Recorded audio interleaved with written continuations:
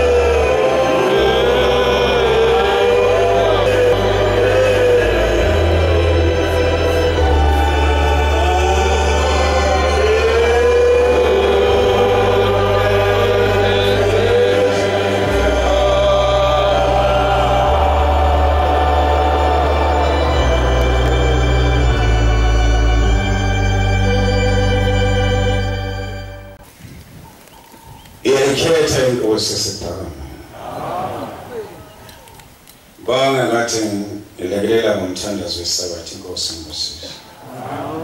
Baba nkosi. Mntwana omncane lo hamba. Ngiyamzwerethe bancane nabadala kodwa bancane ngempela.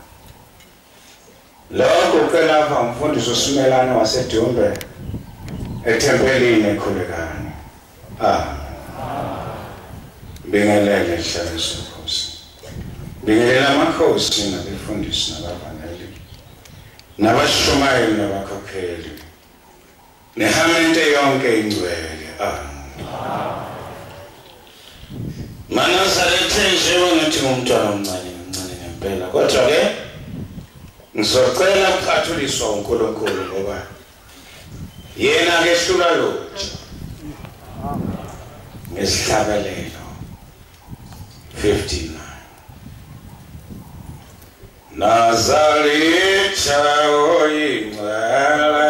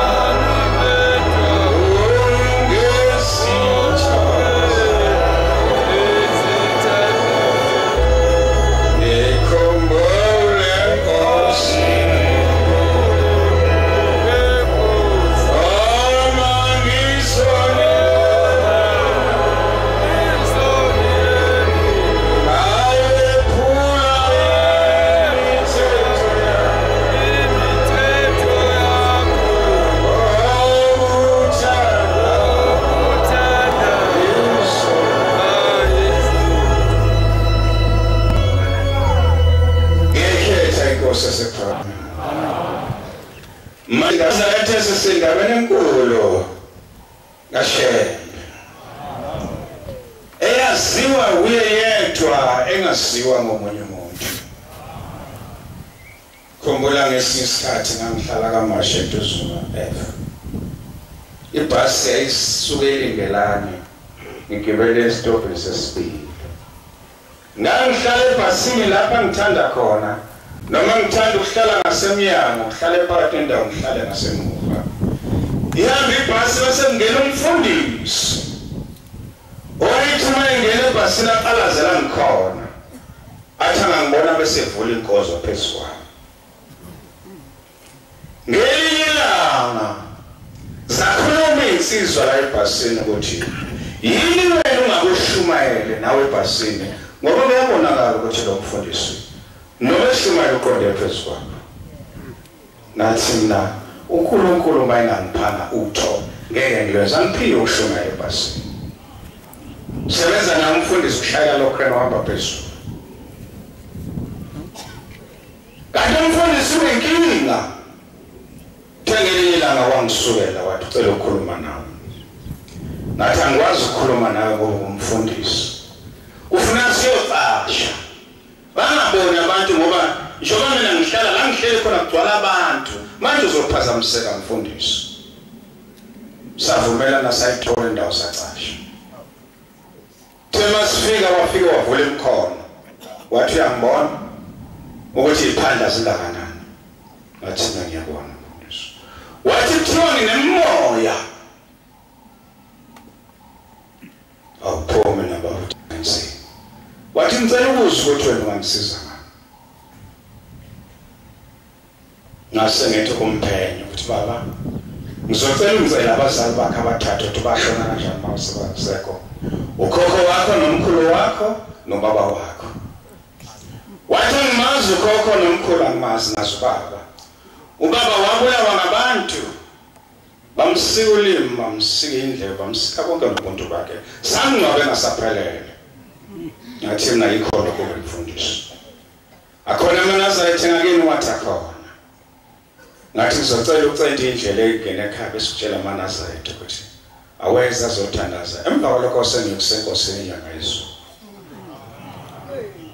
Mayifike tshela umkakhe walumkakhe wathi cha ukude lekhaya emzinto lapha elindelana kube imoto isuka eZebuhleni ngcono ngiye khona.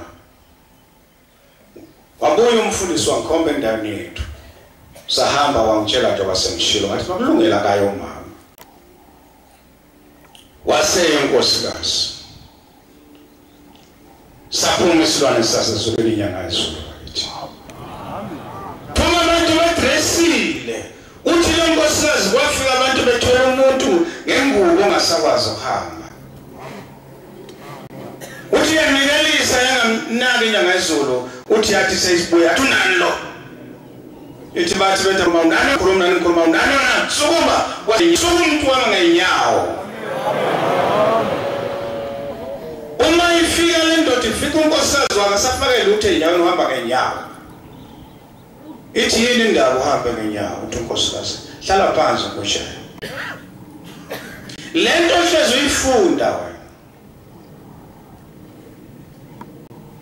Mina ngiyibone ngamehlo lo muntu udlala ngawe akusiyo umuntu lakade ngithume kuye uNkulunkulu.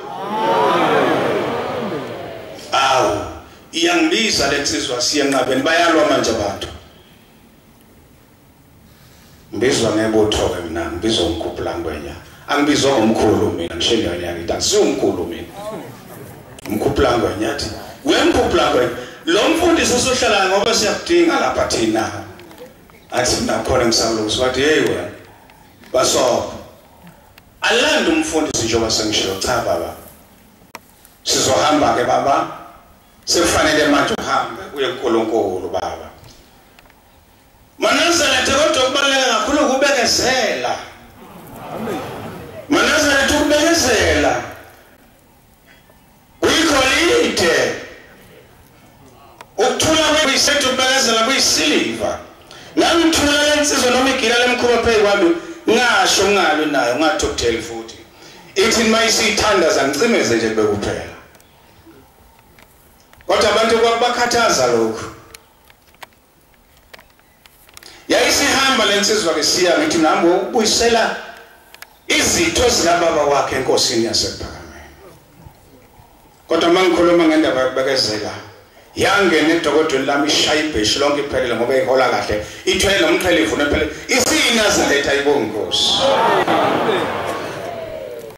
kathi ngishonayisa amaNazaretha bathi mase beyibona abantu eNazaretha yathukuthela insizwa yakwaZulu yathi safuna ukubona lo Shembe ophendule lo muntu owathi emgxeka kangako Shembe amaNazaretha umuntu egxeka uShembe sinathukuthela ngokuswenzwa ikungazi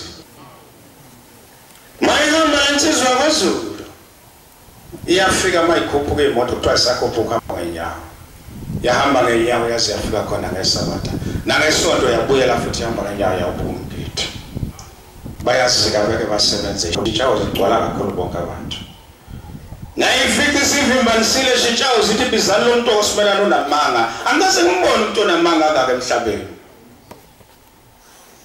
kwathiwa woza kuthiwa wena unamanga thina ubani uthi unamanga ngathi nami uZulu wafike wangibuza uthi hey wena uliphathela neBhayibheli leli olifunda zonke insuku la ekhaya thi cha ilifunda ngoba liqinisa ngokukholwa wathi usitshela ngamanga tshela abantu ukuthi uShembe uNkulunkulu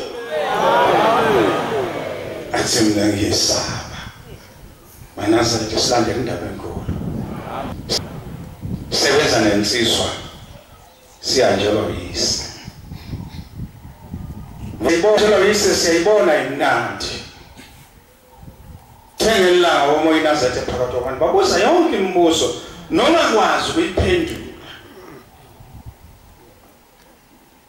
ngathi kuplangwenya hanjelo ubaba siyabanga nomfowethu sibanga manje futhi lo mfowethu uRoma ngiyamazi uzombula impela awuzobulala yebo manje pho lapha kimi ngicela ukuthi ungisize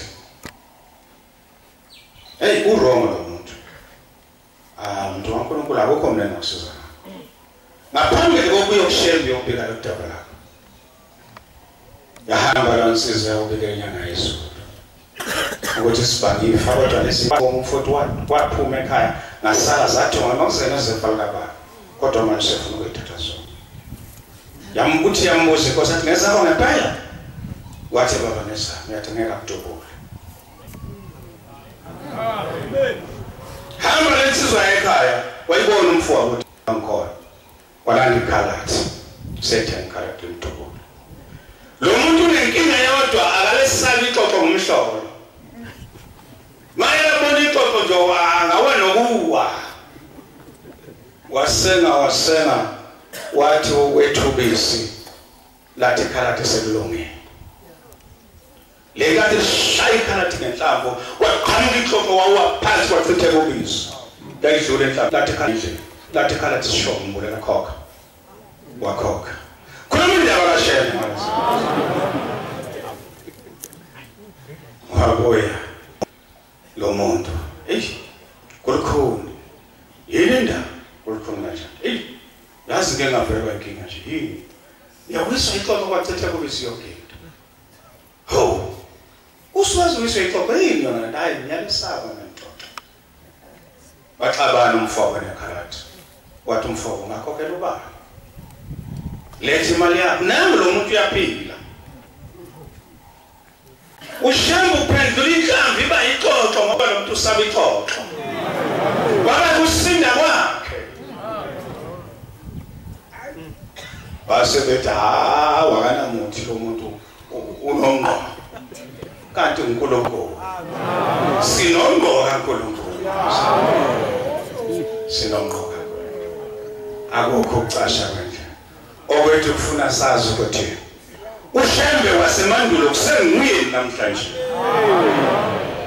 uShembe wasemandulo nguye namhlanje mawubonga ngekho ngolesithatha ubona ngalotho ake sifunde incwadi kaLuka 18 verse 35.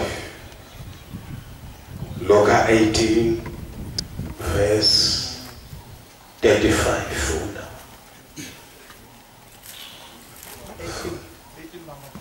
18:35 kuLuka ayomkhwanazi umkhwanazi 18 verse 35. Hayi lo phambi ukuhlela noLuka na funda.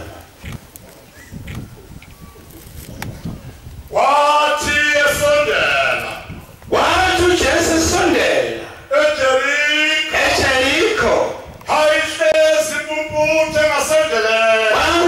impumputhe ngasendleleni yayicela Yesu abantu bedlula yabuza uwawini yezwa umsindo ayitshela bathi uJesu waseNazaretha basebetshela bethi uJesu waseNazaretha uyadlula wesikhathi usedlula kweminyonga kushula uNkulunkulu yahalalisa inyonga yangashaywa ziyimoto ibeyeke ziyishaye ngoba ibilinda uNkulunkulu sesebenza seshulwa zinyonga madoda funda yamemeza yathi yasimemeziti Jesu ndodana kaDavida Jesu ndodana kaDavida hawe hawe bahamba phambili bayikhuza base bayikhuza funulalise kahle le ndaba yokukhuzwa ngoba noma usebenzela uNkulunkulu bayakhuza bathi uyaphapha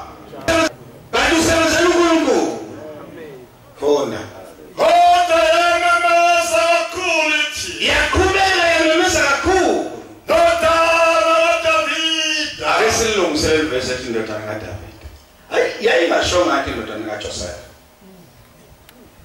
ithi indodana kaDavida ngoba imbiza ngokhokho bakhe uma ngathi abantu asiyeke ukwakhoguqa endlini ezisifaka amadimoni hayi baphuphile nasi impumputhe ithi ayisho ukuthi indodana kaJoseph yayimazi uJoseph funda ndodana kaDavida hawe ithi indodana kaDavida hawe Jesu wasema washa ukuba yothebuye wasethi ayilethwe kuye isondela yasondela uJesu wayibuza waseyibuza ethi uthanda ukwenzeleni na uthi uthanda ukuba ngibonzeleni athi Nkosi ukuba ngibheke Nkosi ukuba ngibheke uJesu wathi kuyo pheka inkolo yakho ikusindisile Nkosi kusisi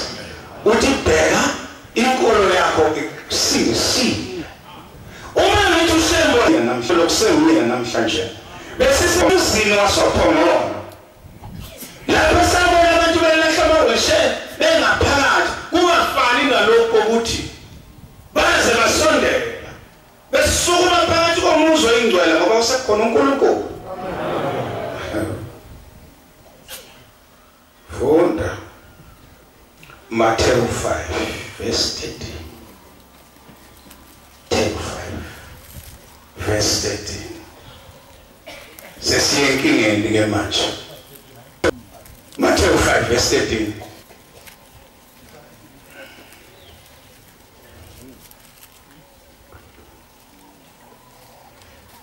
mina ngiusawoti weswe nansi inkinga Manazaretha njalo siphuthele lapha siwusawoti wezwe usawoti edumele kodwa ma usawoti udumele uyaliswa ngani awufanele lutho phela ngulahlwa ngaphandle kodwa nakalelizwi lokuthi uma uyiNazaretha usawoti wezwe umuzi omkhulu unonga ngani izwe funda nina nikukhanya kwezwe umuzi wakhiwe entabeni wesithele lo muzi wakhe entabeni ungakusithele asakhe isibane sibekwe phansi kwesitsha sibekwe phansi kwesisha siyafaka uthini sifaka uthini sibakhanyisele bonke abasendlini khanyisele bonke abasendlini njalo ukhanya kwenu phambi kwabantu ukukhanya kwethu manazethu akukhanye phambi kwabantu ukuba babone imisebenzi elungileyo bese bebona imisebenzi elungileyo inkosi ibusiswe besisemakhawini ngolwesithathu sibonile ukukhanya kwamanazethu aseGoli ukukhanya phambi kwabantu Mhlozinyo mhlambe lanyo kubisilandela nje lapha iyobona ukukhanya lokho kukhanya phambi kwabantu kodwa nakho kufanele ukwenze Exodus 14 verse 14 Exodus 14 verse 14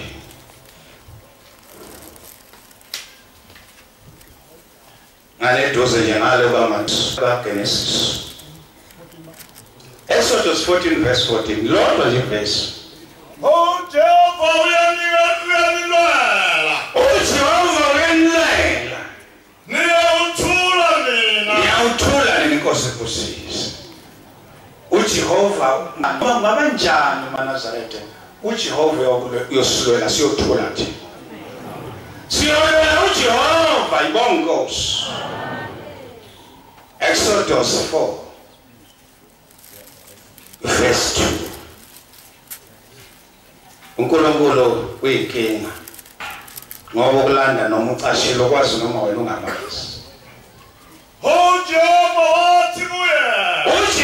wathi kuye oyini lokho sesandleni sakho uMose wayinenkinga kuyelizwe ayekulo wayengazi ukuthi uyaziwa khona umuntu omazi ukuthi uMose wathi Hindu wathi iphonse phansi wayiphosa phansi tu yaphenduka inyoka yasiphenduka inyoka waseyisamba uMose wayibalekela Jehova wathi Mose yelula isandla sakho oyibambe ngomsila inkosi kusisi wayibambe induku yaphenduka inyoka manje njengoba sibona uNkulunkulu maNazaretha sibona unyasi lezulu silandela nansi inkinga kodwa phansi induku silandela unyasi phansi induku silandela unyasi phansi induku emndenini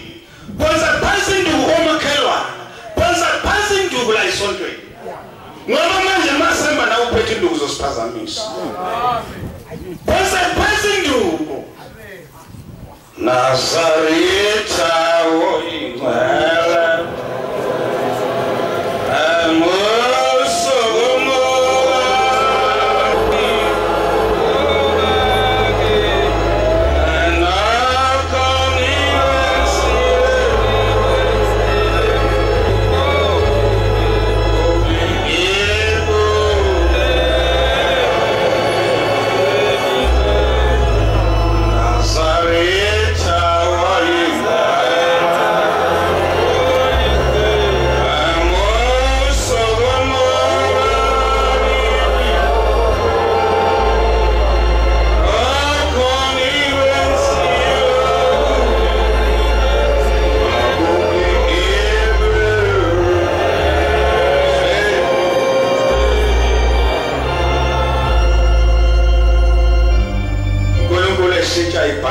Izolo sasihlala emzini osebuhleni kwenziwa konke bahamba bathu sasaleza ngoba sasihlala khona sibuye emsebenzini sasihlala khona ngamasonto siyosebenza kunomuntu othiwa ngumsenge angisengumshuma leso sikhathi wasethiwa umbiwe lomuthi kuze kungene womlight Kwasha watu wengi umvangeli asingithumta nyojabile isibetha asingiyahamba uma ngidlule esamweni namba abantu abayimbijayo bayangena kungena abathwele intombazana ayibuka igqoka ijezi elibomvu nama steps amhlophe bayisa othongani lenkosazana lusando hlale esithalweni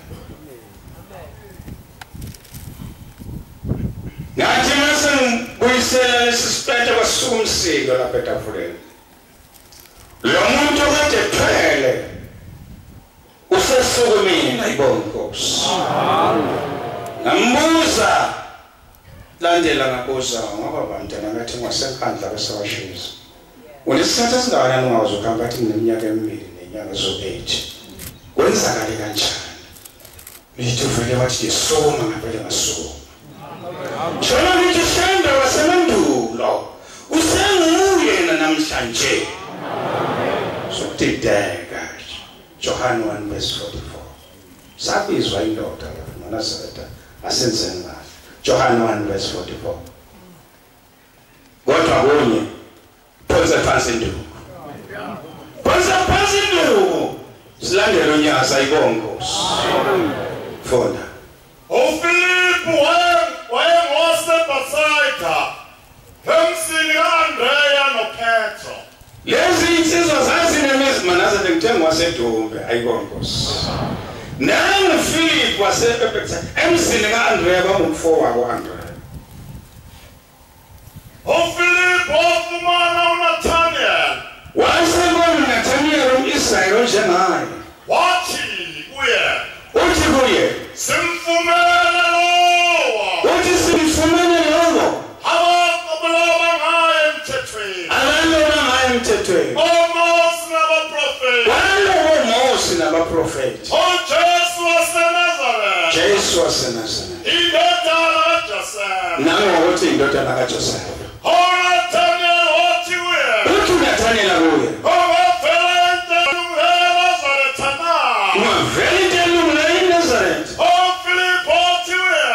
Philip kuye wasibona inkosi iphosisa nangu umsebenzi osimele njengoba sihamba nenyoni yasibezona asitshela abantu ukuthi wasibone Manazetha silapha nje sabona uthi uJesu uNathaniel nangu umNazaretha ongenankohliso uthi uNathaniel umazingani uthi ngakubona uphansi komkhiwane wakabizwa uPhilip Manazetha silapha nje sabonwa sabizwa ngosabona uNkulunkulu wasilanda emzini wababa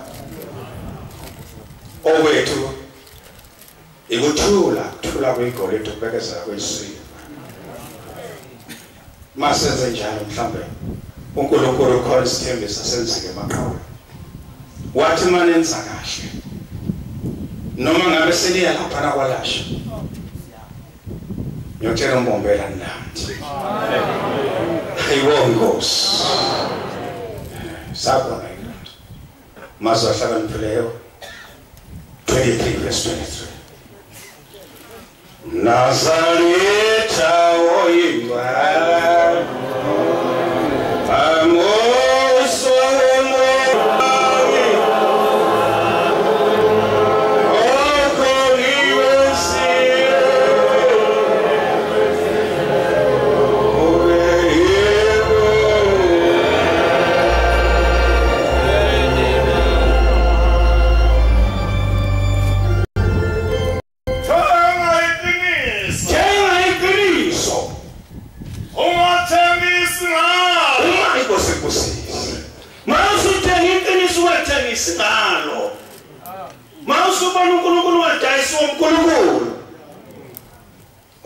umfundisi ephethe inkonzo abaphakamisa isandla abafuna ukukhuluma beqiniso abaphakamisa izandla abafuna umendo ziyaphakamisa ingane lento esibusizwa manje uthi akuphakamisa abasebefuna imisebenzi ziyaphakamisa ingane uthi akuphakamisa nje labo abafuna ukuhlala kahle emzini abafuna intando zabanenge kakhulu izandla entandweni laba abafuna intando uthi umfundisi akuphakamise laba abahlushwa ngamadoda angabondli futhi abashayayo baphakamiswa sephamisa nonkosikazi wakhe wathi awu iqiniso alikho nawe uyaphakamisa uthi unkosikazi khuluma iqiniso phambi kaJehova mina ngikudla kwenduku futhi owami umqamelo hlala umazi inyembezi asibathandeni insizwa asibathandeni uthi umpostoli Paul abayisitshe sithakathaka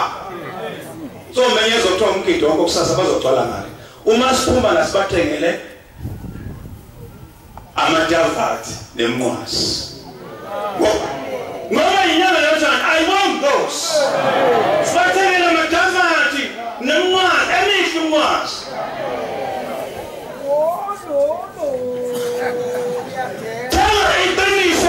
isinalo sidlula abantu basemhlabeni bathini kodwa ziyasifundiswa bathi yini angiyakonkosini ngosisi bathi volunteer abantu basemhlabeni masiphuma lapha nje sithulumasi sizobabona umama bathengele umnqana bathi amahle labantu basiza basinele ubaba omkhulu nemndeneni ongawuthenganga umnqwazi indaba yakhe angisukumtshela kuyokwenzekani kuyo umnqwazi omuhle namadavathi ayongosi masiphuma nje la ngiyaxolisa befundisi ngiyaxolisa mncane amen ngala ngiyaxolisa cela singixolisa ukukholwa kwethu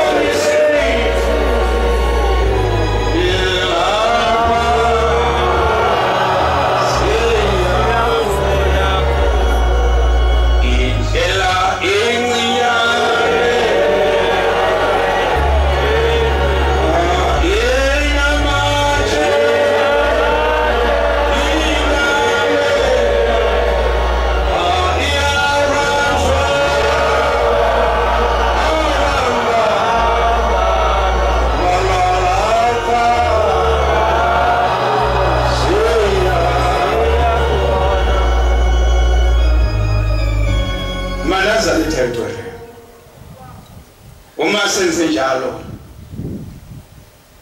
sithenge umnqwazi uNkulunkulu osibusisa uma indoda yakhumuzi inayo umama abakhuleka amadoda athi baba ngoba akukho mama athi ile ndoda la ekhaya wendoda kodwa makukhona umama ifika indoda ithi baba njoba ngosumelana ithi khulekile makotsho ekhaya bese unkosikazi ayibingelele ubucela bese hayi ngicela umkhulu ngwe hayi umkhulu hayi ngiyapholeka inkanzo wethu nkosikazi angibise ngomkhulu emganile ngeke nguthenga ummazi umkhulu umdayisa amathambo yini hawu ngemsini kababa nazaletha uyingwa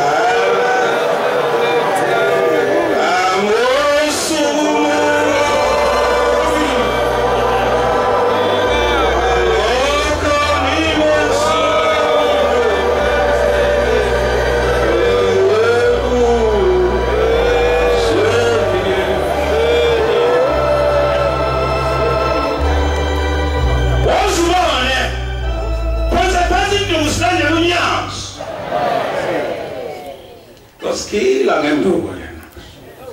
Phonse phansi. Thola kwequality. Thola kwequality. Bekezela kwesiliva. Phala phansi. Manu izwe izwi lakho.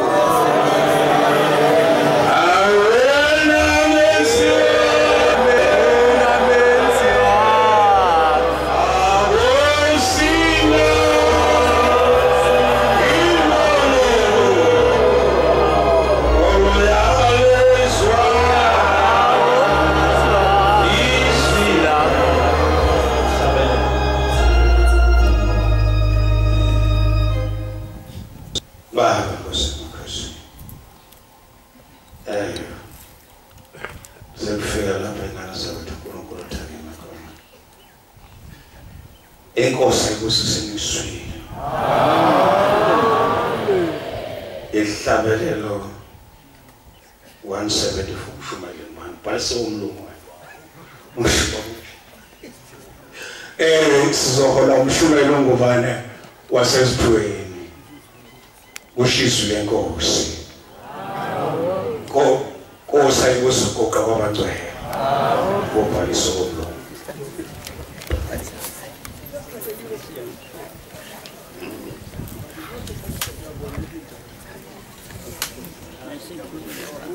Parama,